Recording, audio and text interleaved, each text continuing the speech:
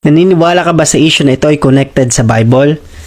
Walang hindi na ilatag sa timetable na Panginoon na pinahintulot ng Diyos na mangyari dito sa mundo. Pinahintulot niya yan para magkaroon ng aral sa atin. As a Christian, this is our duty.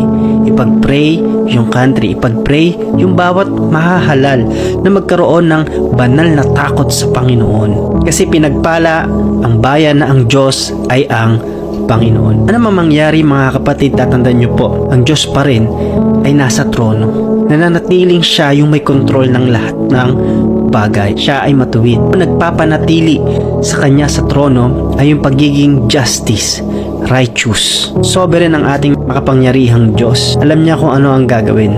Ipapakita niya kung ano ang tamang pamamahala, kung ano ang justice, katarungan. Ipapakita niya ang pamahalang hindi nasusuhulan at nababayaran. Hindi niya papabayaan ng mahihina ang pananampalataya at hindi niya tatalikuran ng mga nawalan ng pag-asa. Matapat siyang papairalin ang katarungan. Hindi siya manghihina o mawawala ng pag-asa hanggat hindi siya lubusang napapairal ang katarungan sa buong mundo.